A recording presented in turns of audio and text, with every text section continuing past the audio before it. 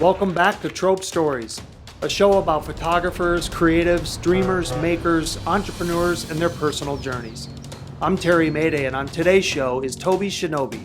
Former lawyer Tobi Shinobi Shonabare is an award-winning, multifaceted creative based between London and Chicago. His international reputation and keen work ethic resulted in Tobi being headhunted to work as senior content creator in an award-winning, fully integrated creative agency in one of the largest global advertising and communications groups. His work with Moen won Audience Choice Award for Best Images. His creative concepts and push to empower others was also the main focus behind the Off the Street Club's charity fundraising initiative for 2019, raising in excess of $500,000, teaching children how to share their perspectives through photography. While his creative journey was reinvigorated by a love of photography, he has gone beyond stills to include motion and filmmaking, working both in front and behind the camera, becoming the head of social media for a healthcare tech company, and most recently a creative strategist for TikTok. Verified on a number of platforms, he has in excess of 200,000 combined followers. On these platforms, he showcases his specialization in finding beauty in often gritty urban landscapes. His distinctive focus on detail, perspective, geometry, and symmetry allows for appreciation for architecture. His passion to push creative boundaries has led to many collaborations with brands like Adidas and Nike, and long-term ambassadorships with Adobe and Sony, fronting major campaigns for both in 2020. His love for creating and storytelling has led to his starring in the award-winning documentary I Take Photos, and his first solo photo book, Equilibrium, is available now. This is his story. Tobi Shinobi, welcome to the show. Mr. Mayday, always a pleasure. Great to see you, man. Good to see you too. Thank you so much for being here. This is our first Trope Stories episode in person. I feel honored. We feel the same, man. Thank you. I appreciate it. First question comes from Instagram. Okay. How do you feel launching your book? It's been such an interesting year. The privilege and the blessing it has been to work on something which isn't essential, which isn't a life-saving effort. I fully appreciate the privilege, and it's not lost on me that I've been able to continue to do something which is something I love to do, and be able to continue to just grow that craft. It's, receiving the book physically and seeing it like this. I guess for me, the book is a physical manifestation of the end of a chapter, and the start of, it's kind of a milestone of like other things that I want to kind of focus on. So it's like, I remember looking at the book and just like feeling this physical thing, which was just this tangible, tactile thing. It's different. It's such a milestone thing. It's not lost on me at all. The nature of everything that went down last year, and being able to kind of do that within that space, within that period of time, just a nice way to kind of like end that period and just say, okay, cool. I was still able to kind of create, because it was difficult, for many reasons, for many people, it was a difficult period, and no doubt the book coming out of that period was just like, okay, cool. Yeah, we can still do stuff. Absolutely. Yeah. Congrats, man. This really is a celebration of your book. I appreciate that. It's interesting. Our Trope Emerging Photographer series is growing. We have announcements coming that will continue to add to the collection, but so far we have titles that are Across Japan, Being There, Hidden in Chaos, Unfinished Stories, London Fog, and Parallel Lines. Leave it to you, sir, to create a title that is only one word, which leads me to my next question, which is why the title Equilibrium? There were a number of words that were kind of played with. I bet. Like what? Kaleidoscopic was in the running for a little while. And when you look at the meaning behind kaleidoscopic, is like kind of taking a number of different angles and stuff. Okay. For me, it wasn't entirely encompassing of everything that I wanted the book to be, or that the book for me was reflective of.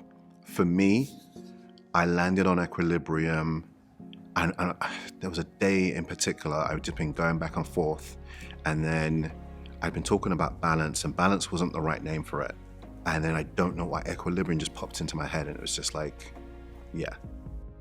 And I know for some people it's going to be like, oh, like big fancy word, Toby, like who are you trying to impress kind of thing. It's like, I'm not trying to impress. I'm telling you what it is. It's a nod to me being someone who I have to find balance. I've been obsessed with balance for the longest time. I've been obsessed with symmetry for the longest time. And the metaphor of me having to, I just often feel I have to be in two different places at different times, and just this balance I'm constantly trying to seek. Just growing up in East London, in the area in which I grew up in, like things weren't super straightforward and easy as much as some people like to paint it out to be for me. Like, you know, they hear someone who's articulate, and you know, they see the final finished product, which especially when you meet me, if you meet a number of people through Instagram, there's this notion that, you know, this finished package is what they are kind of thing, but yes, they don't know the steps that it takes to get there, the sacrifice that it takes to get there. So there's this kind of highlight reel that people see and think that, oh, I know this person. Whereas in the reality, there's a number of things I've had to go through and experiences which have formed me, which have made equilibrium the kind of perfect thing. There's this constant balance of, for example, one thing, as a 6-foot black male, I can't do too much and what I mean by that is there's times when I could do the smallest thing and it could be perceived as aggression. But at the same time, if I don't do enough, then I can be seen as lazy. And there's this fine, very finite line which I have to kind of navigate and balance all the time. And so that's just one thing. And then my work itself, I got the impression from people that it was too urban to be commercial, too commercial to be urban. And so I kind of embraced that and just kind of, navigated down that kind of tightrope, whatever you want to call it, of just like carving out my own lane of marrying the two and really just trying to add a level of professionalism to something which otherwise may have been overlooked by some people. And so, again, me having a past as a lawyer and then having this side as a creative, I'm trying to marry those two things as well. There's a professionalism and an interpersonal skill set that you gain from being in the kind of, I'm going to completely mess this up, one's left brain and one's right brain, right? One's creative and one's more logical. But there's things which I learned from law which definitely influenced the photographer, the artist, the creative that I've become. And so there's just so many things at one time I'm always trying to balance. It's exhausting, but I've just kind of created this kind of mental martial art where I'm constantly practicing this act of balance daily and just trying to be mindful in that and not burn out from it. I think you found your balance because it's working extremely well. I appreciate that. Another word that you use a lot, then clearly we see in your work, is symmetry. And to be honest with you, from this camera, I'm just a little nervous that it's not perfect. So I hope that the symmetry is approved by Tobi Shinobi. You know what? I love collaborating with other artists. No, it's great that you raised the point about symmetry, because I think some people take an initial look at my work and they go, oh, you're the symmetry guy. And it's just like, symmetry is but one of the tools which I use in order to get my point across. And the reason why symmetry plays such a point in my work goes back to the legal point, which is there are a number of principles which I picked up whilst doing law. People have always said, law to photography is so different. And in many respects, yes, but there's learnings that we can take from practices that we have outside, right? And I think it's very important for individuals to take themselves and put it into their work. And therefore, you're going to have these situations where no one can really challenge you on the originality of your work if it's coming from within. You know where it came from. And so anyone challenges you, you can be like, well, actually, no, the reason why I did this was X, Y, and Z. And the X, Y, and Z in this particular scenario is there are a number of principles that I got from law which transfer across to my photography. So perspective is really what I try to work with. both in the physical compositional sense, but also perspective in the, I guess, the more metaphorical sense in terms of I'm considering a number of perspectives. And that comes from my legal mentor telling me that the best arguments are formulated from considering a number of different arguments. And so I've morphed that into considering a number of different perspectives. So perspective is the overarching thing, which plays into my work. The symmetry comes from my legal mentor saying to me that the most efficient way to work is to explain things in as straightforward a manner as possible.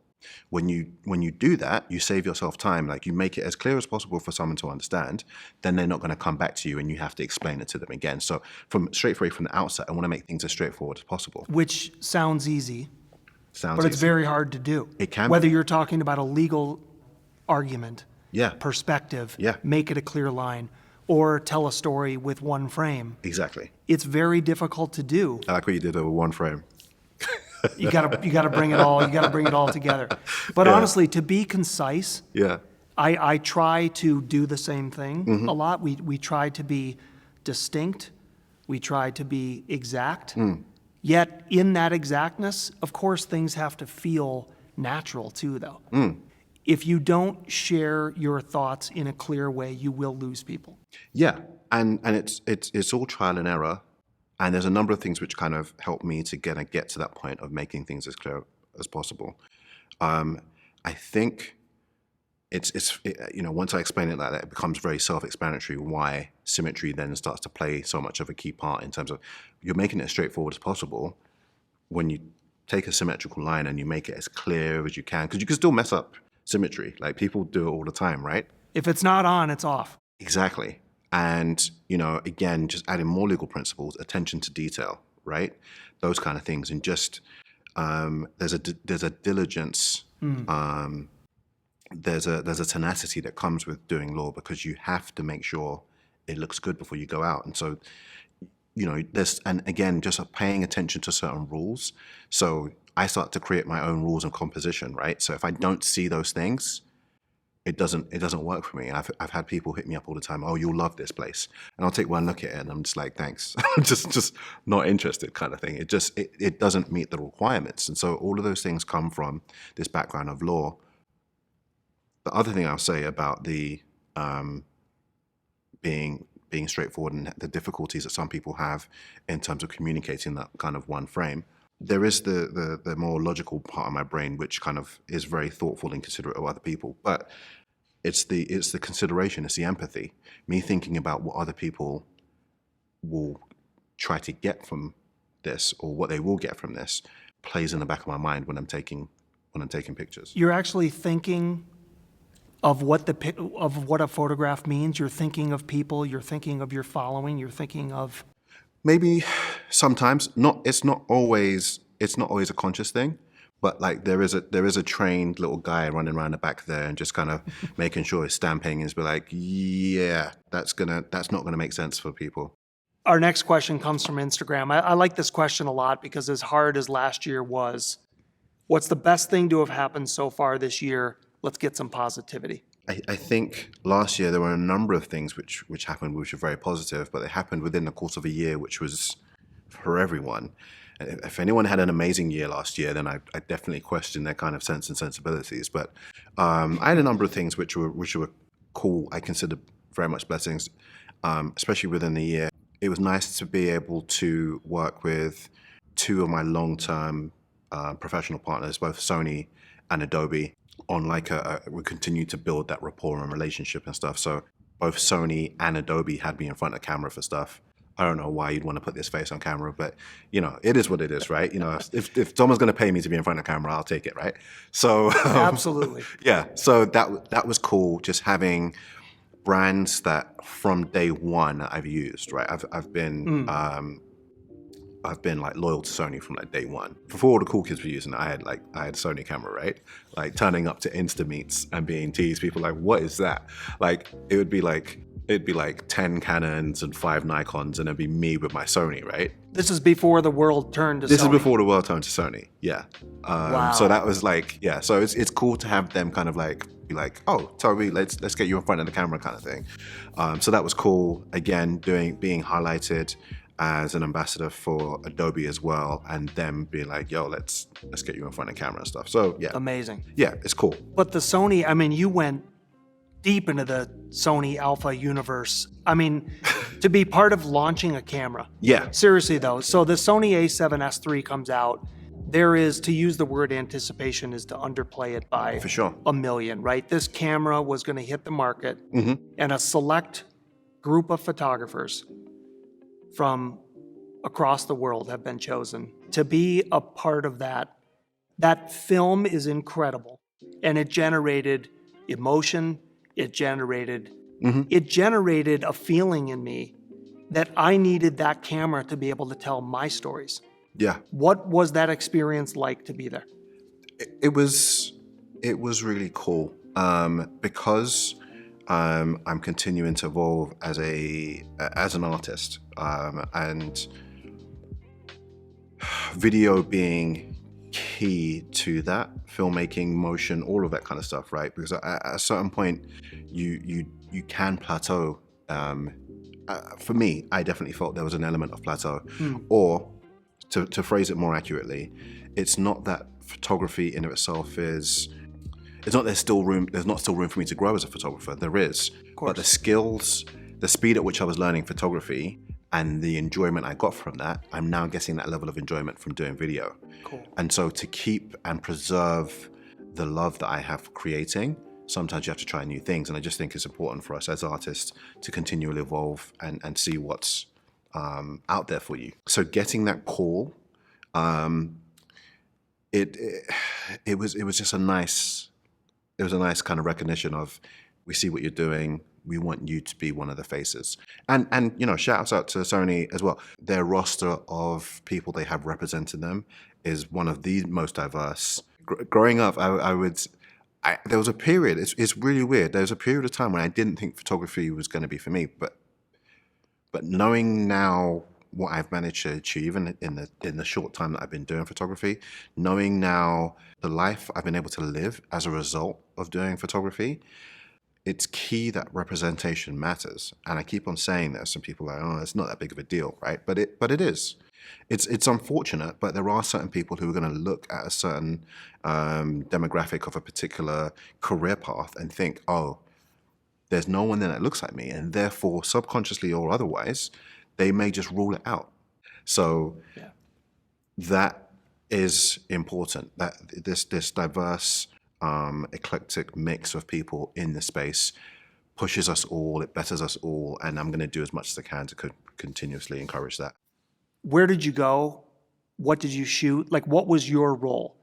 There were a lot of the photographers that were doing specific things.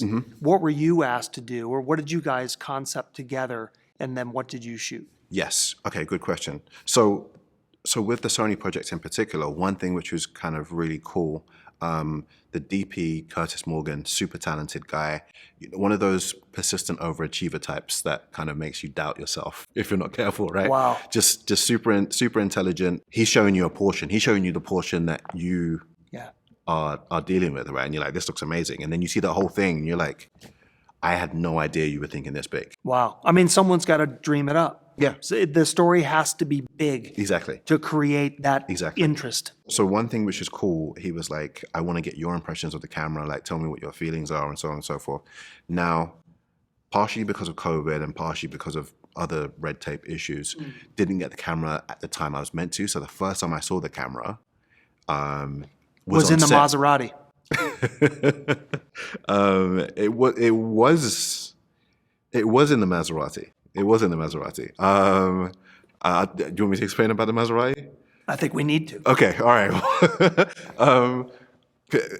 One of the benefits of COVID, right? So get to the car rental place, and I've been waiting for about half an hour. They're kind of short staffed because of COVID, I'm assuming. And I'm standing off to the side because I'm socially distanced because I'm responsible. I'm a responsible guy. You know, I try to be. Yeah. And I think I paid a little bit extra to get an Audi. I'm like, you know, I've been cooped in the apartment all this time. Let me, you know, I'm a splurge. Get the Audi. They only have one Audi. And the guy brings out the Audi. He's not paying attention. He gives it to the couple that's behind me, and then the woman runs up and says, "No, you're meant to give it to him." And he's like, "I'm sorry." Now you can see them. They're pretty much licking the paintwork and stuff. They're touching it and everything like that. You're out. I'm like, "Sorry, dude." And so the woman, his colleague, who'd said no, he was waiting. He's been waiting there for half an hour. Says, what else are we having? It's like that's the last Audi we have. She's like, "Oh well, maybe we should give him the Maserati." And I'm like, "I'm sorry, what?" And then this nice black lady behind me was like, "Give him the Maserati." And I'm like, "Thank you, young lady." And so they gave me the Maserati truck. I get to set, and they hand me the camera. And I think now that I'm explaining the story to you, I'm realizing that Curtis probably said, "Don't give them the camera early," because he recorded the reaction. But here you are, you're kind of like in the desert, or where were you guys? California. I forget the name of the area. But I mean, it's like tall grass and you've got a drummer out there. Like, yeah. It was just a cool visual scenario. Just tell me about it. Yeah. So, what was cool about Curtis, he said, "I want this to be a collaboration." So, I'm thinking about getting you for this section of it where we have a drummer and we have a musician. Cool. Like you said, he asked me if I was into music, and I was like, "Yeah, I'm definitely into music." And initially we were going to shoot in a studio, and I was like, "I'm not comfortable about doing that," and they were super respectful, and that's how we ended up shooting the music stuff out, and it turned out amazing. Looked amazing, right? Yeah. And so you have the low light, some of the shots that I took on the camera made it into the final video as well. So that was a nice little touch. We might be getting into the personal part of our interview now. The next question comes from Instagram. Who has been the biggest inspiration in your life? The biggest inspiration in my life is Mumsy. It's always been Mum. It's always going to be Mum. Yeah. My mum trained as an engineer, but she was qualified as a jeweler beforehand. And she qualified as a jeweler. Her father before her was a jeweler, and she was the only one of, I believe, 6 or 7 who kind of took on the family craft. So she studied that, and for whatever reason, she wasn't able to be as successful as she would have liked. And so there were elements, when I say elements, there were times when she felt like in order to give me and my younger brother the life that she felt we deserved, she would need to kind of requalify. And so she went and studied and did civil engineering, became a civil engineer, which is predominantly white male.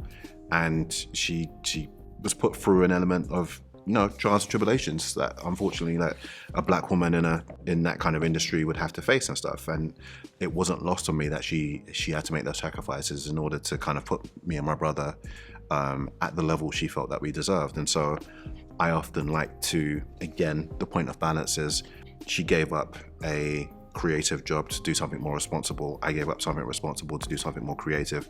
And so I always give her her flowers every time I speak. If anyone has heard a podcast with me not speaking about my mum, then I apologize, Mum. I'm sorry, but yeah, it's always going to be Mum. She's the inspiration. We've already touched on you being a lawyer, but I want to read an excerpt from the intro that helps to kind of paint a picture. As a child, I was always fascinated with symmetry. Visually, it just made sense to me. This may have had something to do with my obsession with fairness and balance. Though I remember being intrigued by my mother's technical drawings that she created as an engineer, I'm not exactly sure where this fascination came from. I do know that for as long as I can remember, I've always wanted things to be balanced, often speaking out to my parents, teachers, and other authority figures about situations I felt were unjust. That's you as a little guy. Yeah. Right? Yeah. I mean, that's you. Yeah. You always were articulate. Were you always articulate, and were you always able to share your feelings and your thoughts with people around you? Always able to express myself. And obviously you evolve over time becoming more articulate. I would guess my parents would say I was always fairly articulate. I look back now at certain points back then and realize like how I wasn't articulate enough to express that me questioning authority figures was coming from a place of me being inquisitive as opposed to interrogative. Toby, you wanted to pursue law as a career, I'm sure, for several reasons. Mhm. It's a great career, Mhm. stability, perhaps money. But I'm assuming you wanted to lend your voice and back to balance Yeah. and perspective to whoever your clients would be. Yeah. So there were kind of two reasons why I kind of got into law. There was a good reason and there was a bad reason. The good reason, no, let me start with the bad reason actually. The bad reason was people kept on saying to me, "Oh, you love to argue. You should be a lawyer." And I was like, "Okay, cool, fine, I will." I'm Right. in. And then the good reason was I knew I wanted to do something which would challenge me. I knew I wanted to do something which I could make a decent amount of money in. And I wanted to do something where I was going to be able to help people. And law did all that. I remember going on to this kind of university open day, and the university were talking about law affecting every aspect of life. They're like, whatever thing you can think of, there's a legal aspect to it. And because I still hadn't decided what I wanted to do, but knew that law affected all of that, I was like, cool, this sounds like a perfect thing for me. As I got closer to university and law school, I met one of my first creative mentors. And I told him I was going to do law. And he's like, really? I was like, yeah. He's like, but you love coming to the studio and seeing me edit and stuff. I thought you'd want to get into this and do something creative. You're a creative person. I was like, I'll be creative in the solutions I seek for my clients. And he kind of just rolled his eyes. I mean, it seems like a valid approach, though. It does, and that's I'm kind of smiling about it now because I realized I was lying to myself, right? And I'll explain why. Many years later, I had been not reaching the heights in law that I was hoping to. I see my mentor and I was like, Paul, I realize what I want to do. And he's like, what's that? He's like, I want to work with creatives. I'm super happy. I'm super stoked. And he's I like, figured it out. yeah. And he's like, shut up.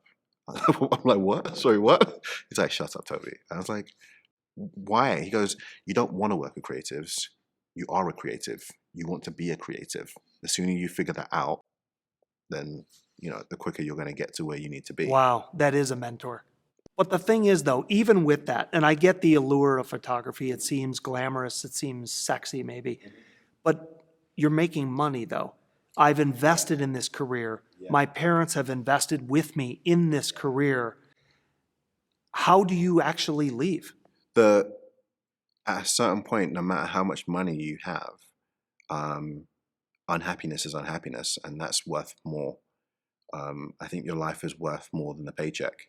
But you didn't leave on a Monday and start photography Tuesday. Like, what was No. the transition like, and how did you move into it? I picked up photography whilst I was still doing law, and it was a hobby, but then it became more of a hobby. It became an obsession. There was a point at which I felt an urge. I remember my girlfriend at the time, I was at a period of time when I was really, really stressed, and she said to me, you haven't been shooting in a while. Do you think maybe you need, and I went out and shot and I felt amazing.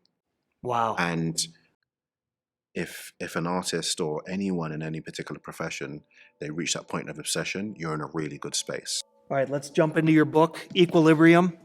So the foreword by Sandro.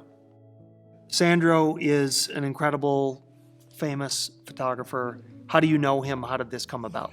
Photography has been something which has allowed me to kind of change my life. And there was a project I did with the agency that I worked with, where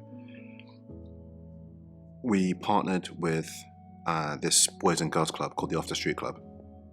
And they partner with a different advertising agency every year to come up with a creative idea to help raise awareness and funds for the Boys and Girls Club.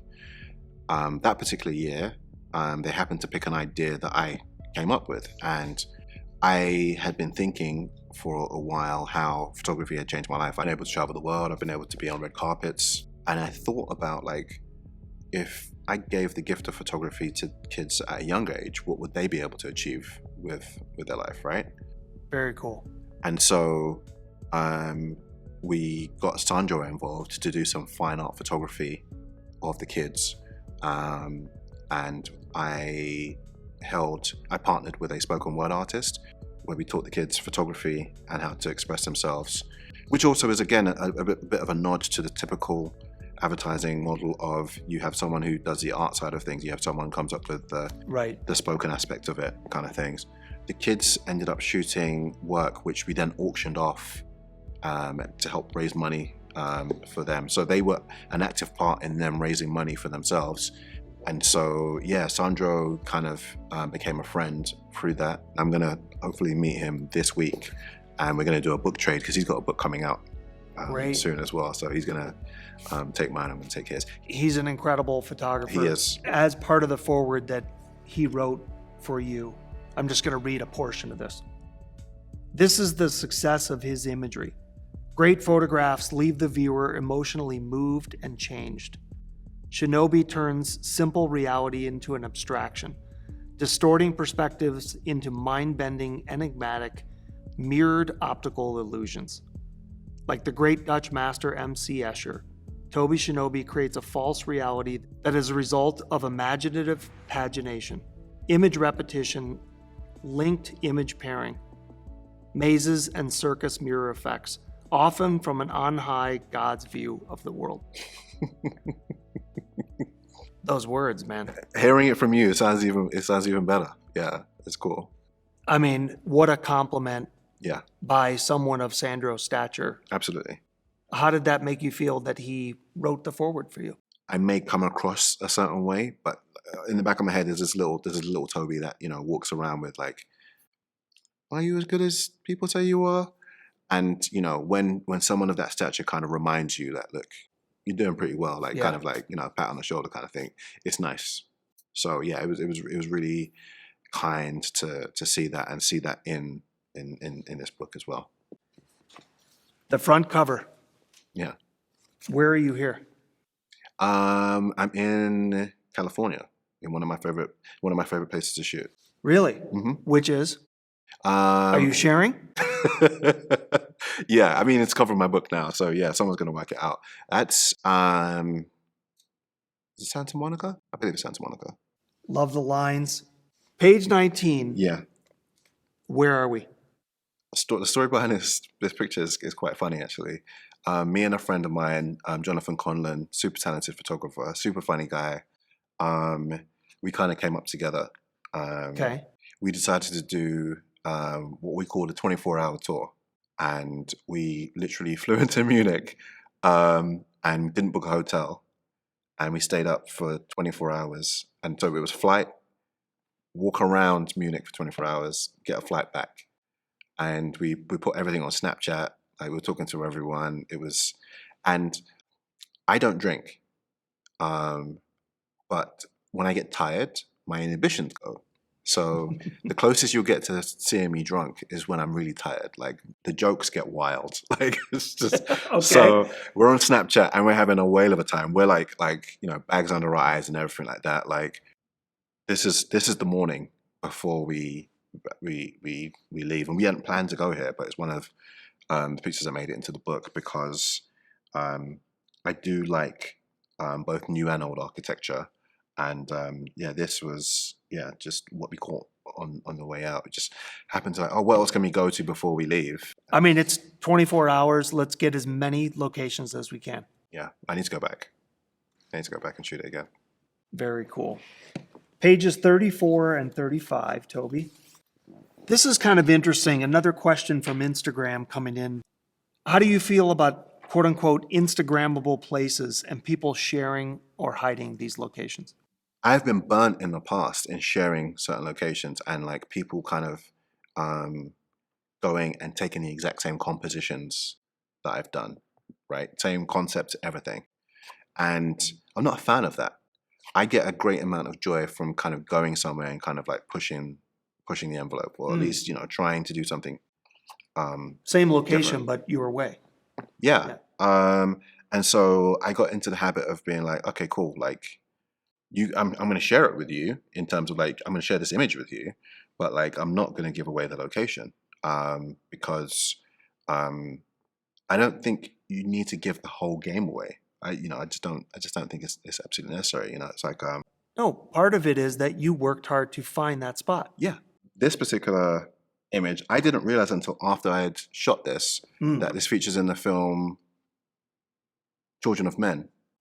This location is in there. It's in there. Yeah, it used to be where they built ships. Yeah, I love these kind of like cinematic filmic locations, like where there's something just kind of like, oh, what used to go on here? I love that.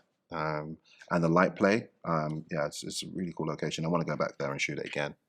Speaking of which, what used to go on here, pages 36 and 37. Hmm.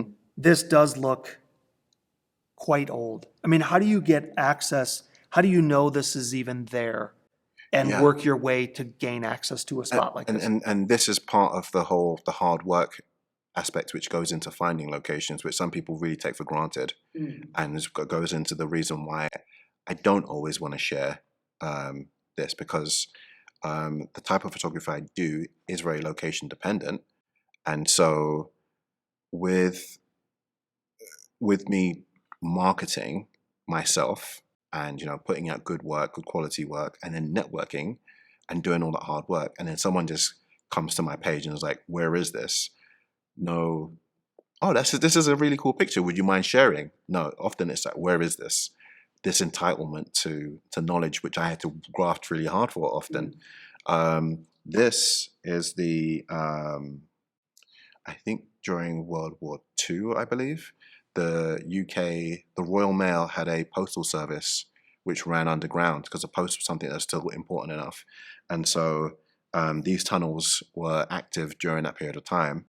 And I reached out to them to do a project where I was going to bring in a number of different photographers to kind of come down and shoot this. Wow. The project never materialized, unfortunately, but they gave me access to it.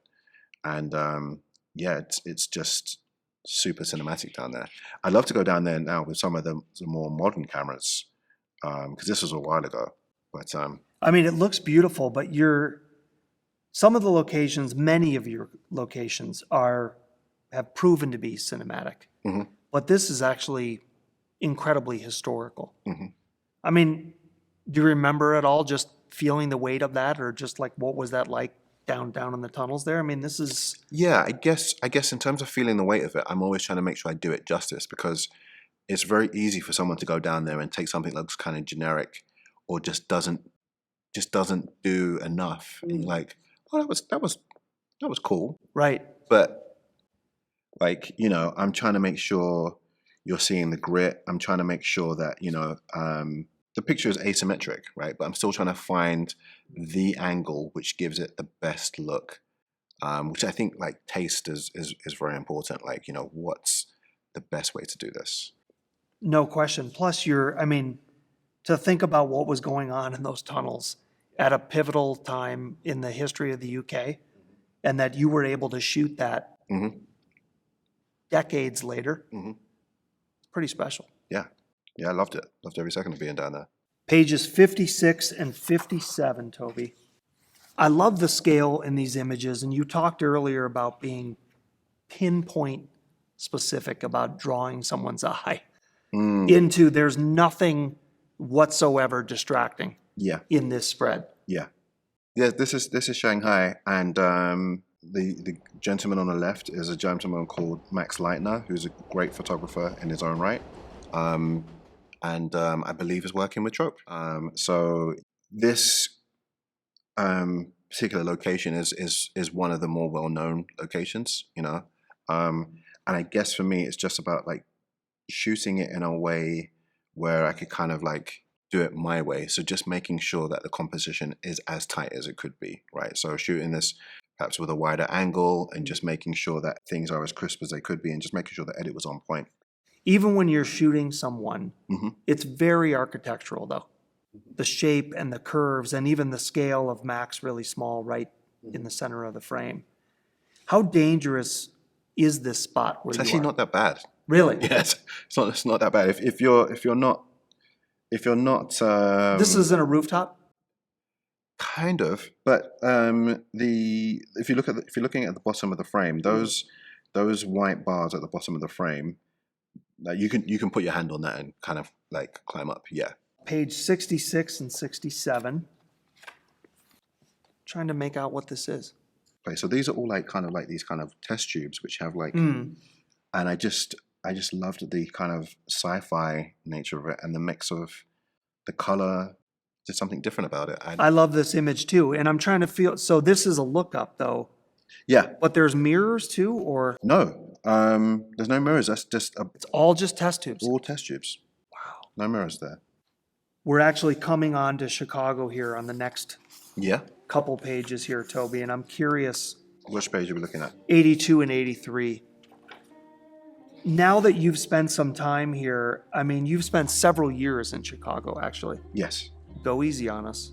Whatever. What do you think of the Windy City, and how do you relate to it? In what sense? Aesthetically, as a place, Chicago as architecture first.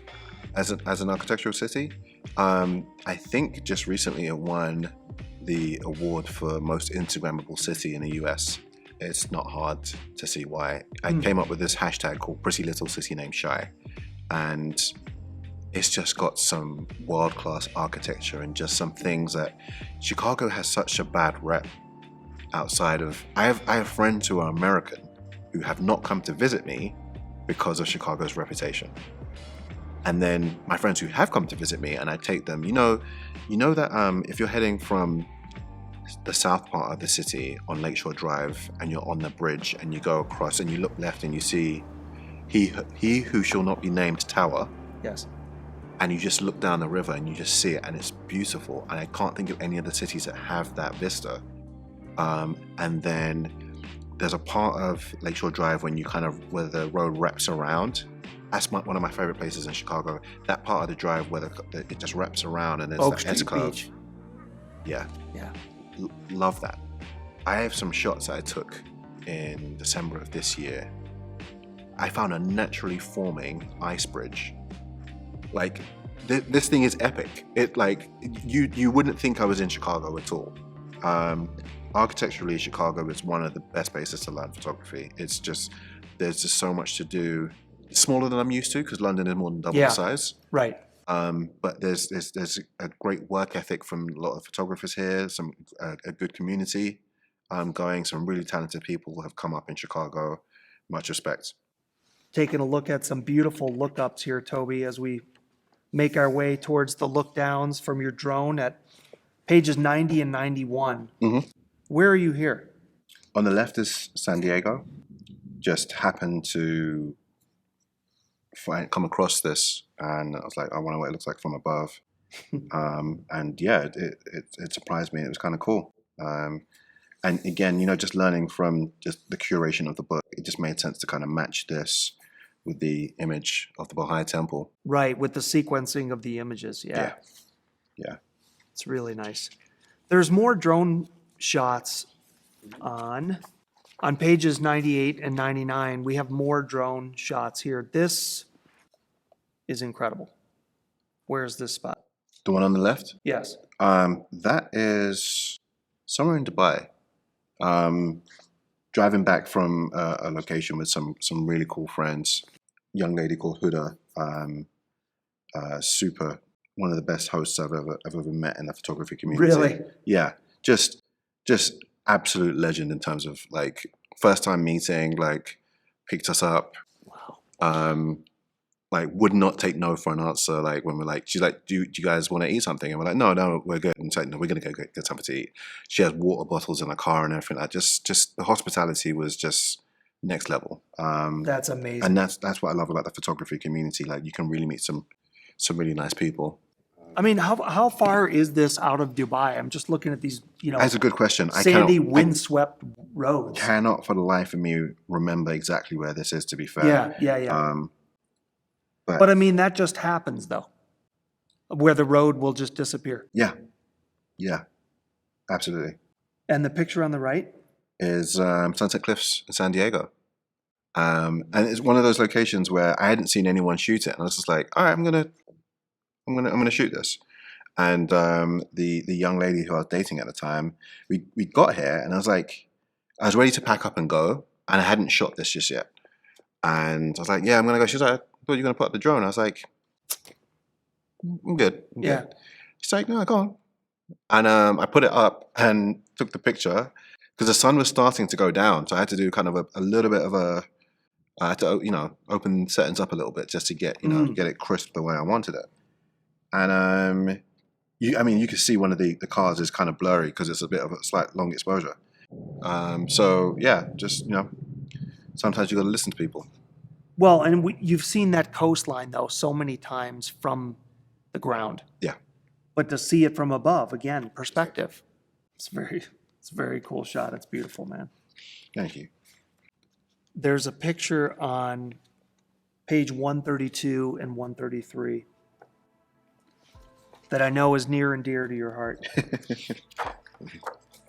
Sorry, 136 and 137. 136 and 137. Yeah. So the interesting thing about this picture is, I like to say that people ask me like, what's your favorite picture I've ever taken? And my standard answer is, I haven't taken it yet. Right. Because I like to think that I'm still searching for that. It keeps me going.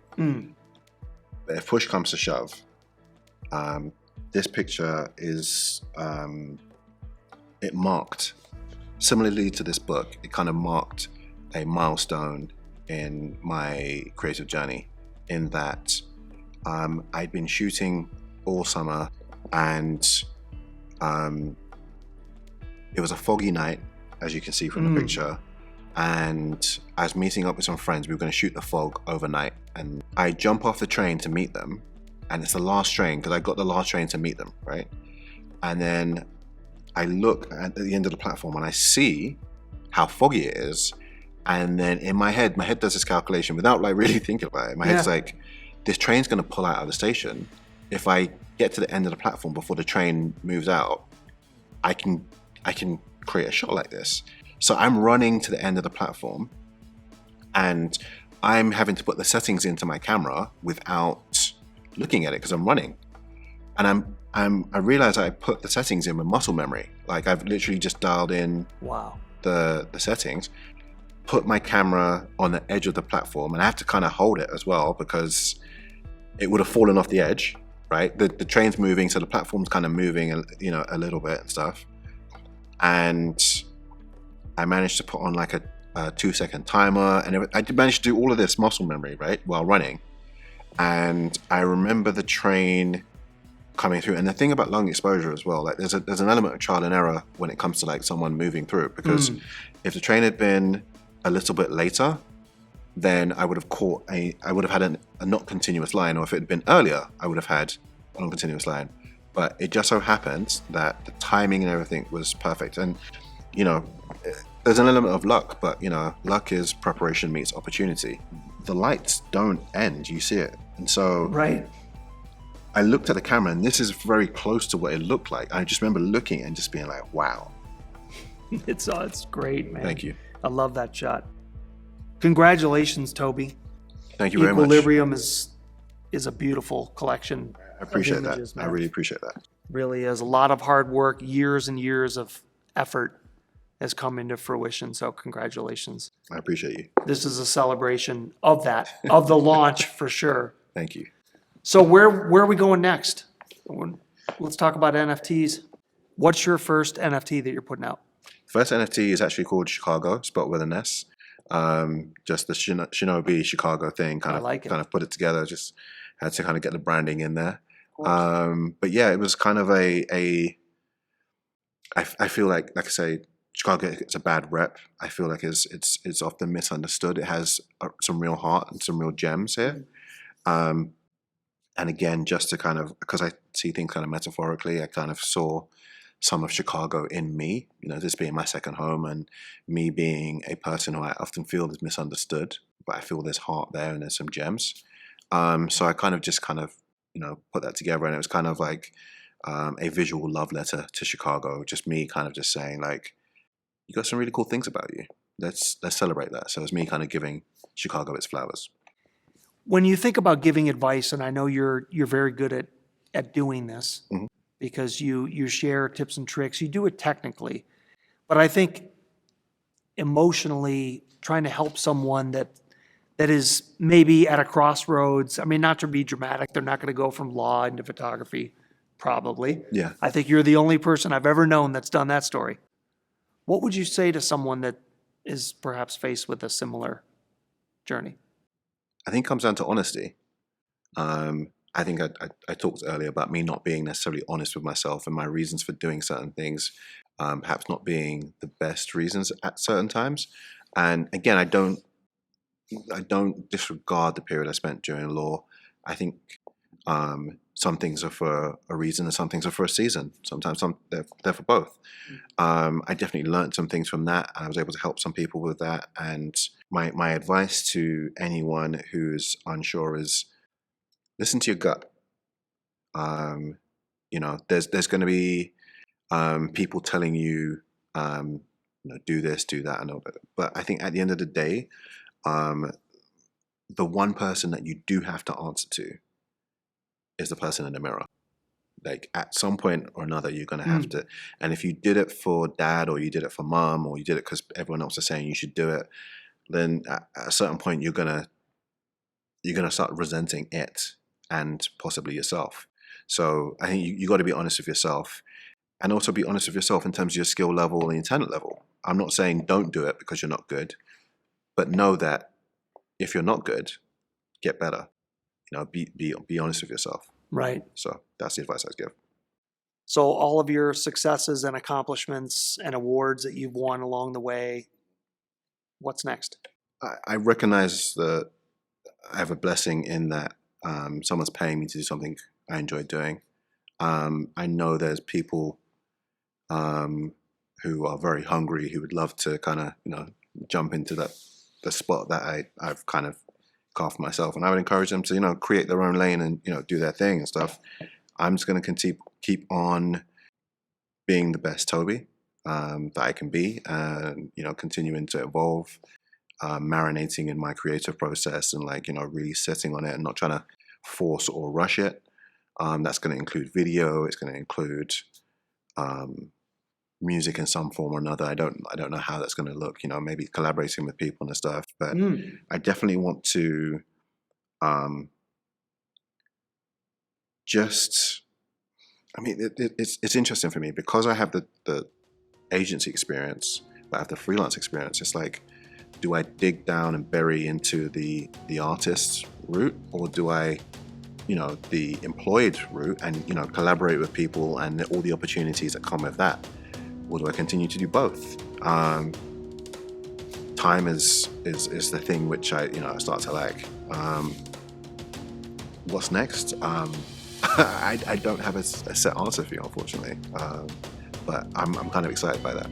Well, thank you for doing this, man. We can't thank you enough for sitting down. Thank you. In person, carrying us through our first Trope Stories that was shot in person. It's been an absolute pleasure. It's always a great time when I hang out with you. So thank you for having me. I appreciate you. Thank you, man. As we like to say from our Trope family to you and your family, we wish you all the best in the next steps. Appreciate you. Thank you. Wish you all the best too. Until next time, man.